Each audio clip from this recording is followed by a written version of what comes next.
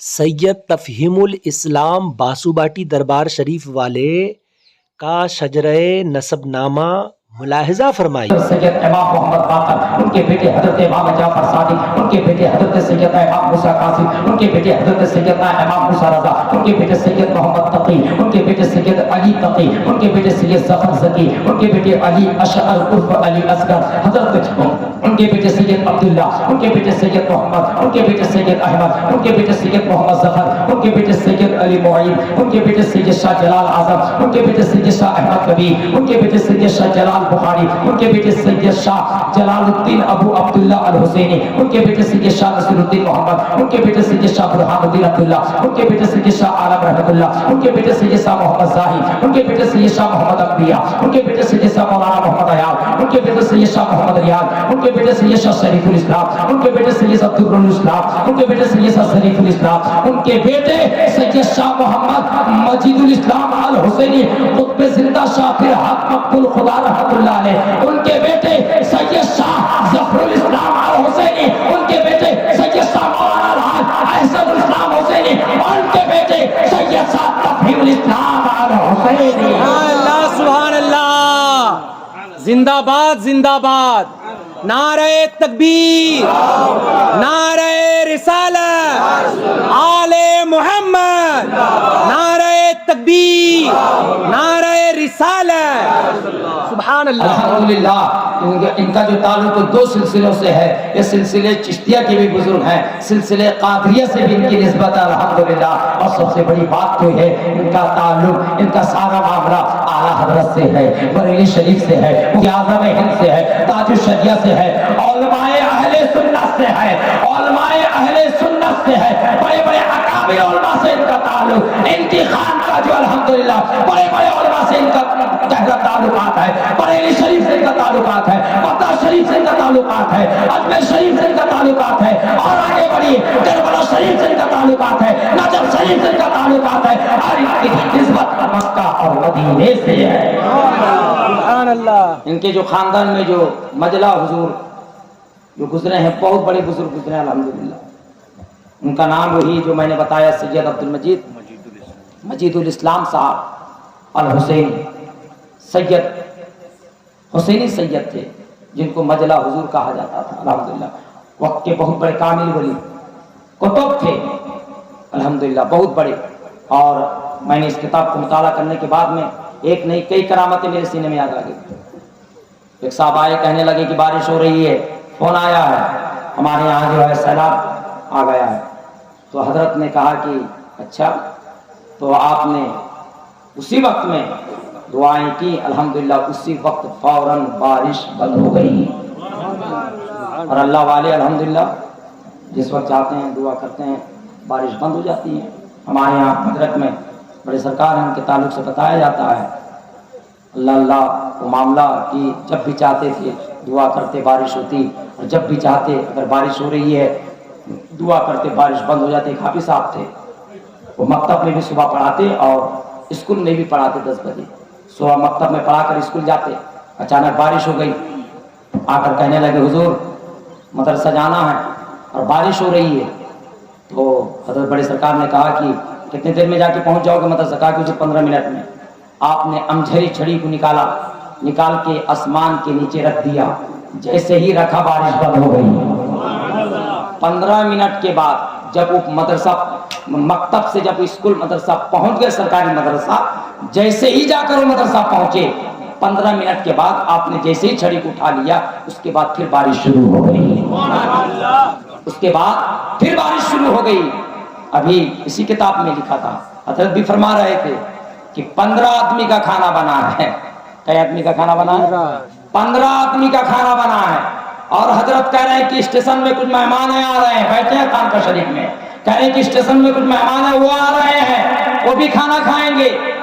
اس کے بعد میں پتہ چلا کہ 100 آدمی ہو گئے الحمدللہ، 15 آدمی کا کھانا بنا تھا، اور حسین کے بیٹے نے، علی کے بیٹے نے کیا دعا کر دیا کہ 15 آدمی کا کھانا 100 آدمی کھا رہے ہیں۔ پھر بھی دیکھا گیا کھانا بچ گیا الحمدللہ، الحمدللہ۔ یہ ہیں وہ غوث اعظم رضی اللہ تعالی عنہ کے زمانے میں قحط سالم.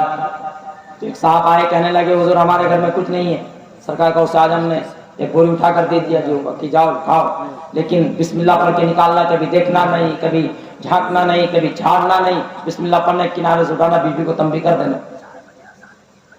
ٹھیک ہے, پھر انشاءاللہ کبھی آنا ہوا تو میں آپ کے سامنے اور ساری کرامتیں اور ساری باتیں میں پیش کروں گا. وقت نہیں, کیونکہ میرے بعد دو مقرر بیٹھے ہوئے ہیں اور ان کو سننا لازم ہے. ہم پر بھی لازم ہے, آپ پر بھی لازم ہے, آپ اٹھیں گے نہیں. ایک بات میں آپ کو یہ کہنا چاہتا ہوں کہ آپ سیدوں کے غلام ہیں. ہاتھ اٹھایا کتنے سیدوں کے غلام ہیں؟ سب سید کے غلام ہیں ماشاءاللہ, الحمدللہ.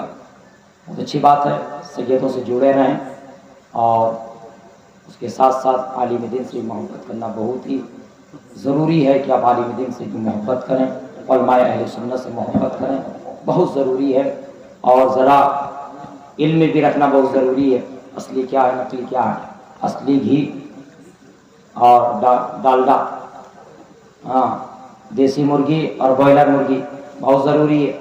آپ جاتے ہیں نا بازار میں, سمجھ جاتے ہیں نا چائنا کون ہے, میڈ ان چائنا کیا ہے, انڈیا کیا, سب سمجھ جاتے ہیں. تو اسی طرح اتنا بھی علم رکھو کہ حق کیا باطل کیا اس کو تو جانو, صحیح کون ہے غلط کون ہے. جس کے اس کے ہاتھ میں مت ہاتھ دیا کرو. یہ جو ہاتھ جو دیتے ہو کوئی ایسا لین دین والا معاملہ تھوڑی ہے یار.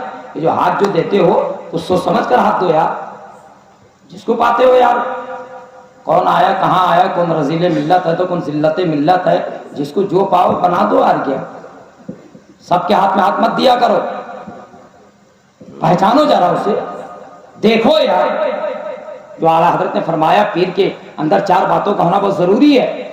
اتنا تو تمیز ہونا چاہیے, جب بازار جاتے ہو تو آلو صحیح ہے خراب ہے, بیگن صحیح ہے خراب ہے, آلو بیگن کی تمیز کر لیتے ہو. اور جو سلسلے میں آلو بیگن بیٹھے اس کی کوئی تمیز نہیں کرتے ہو. ارے علماء میں بھی آلو بیگن ہے یار, اس کی پہچان بہت ضروری ہے, شناخت بہت ضروری ہے. یہ شناخت, یہ پہچان کب کرو گے؟ جب تمہارے پاس علم ہوگا. ارے وضو میں کتنی باتیں فرض ہیں, وضو کے اندر کتنی باتیں فرض ہیں بولو. ارے اشارہ تو سمجھ جاؤ کتنی. اور غسل میں, تیمم میں 3.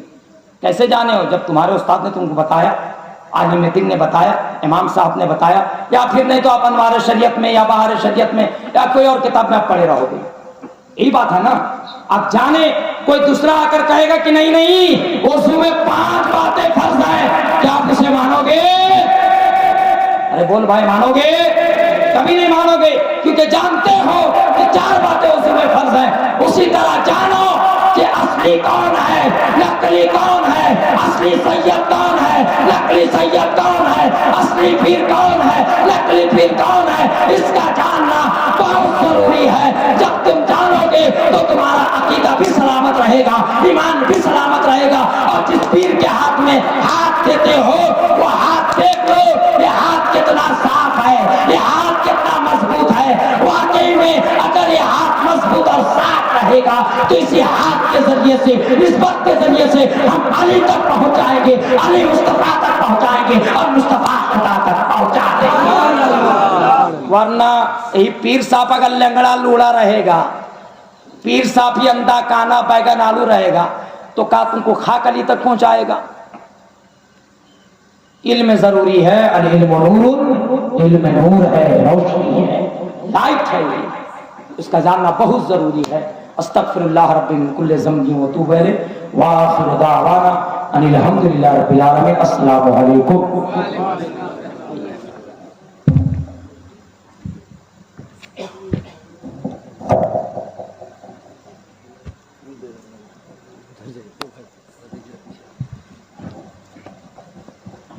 مثال مصطفیٰ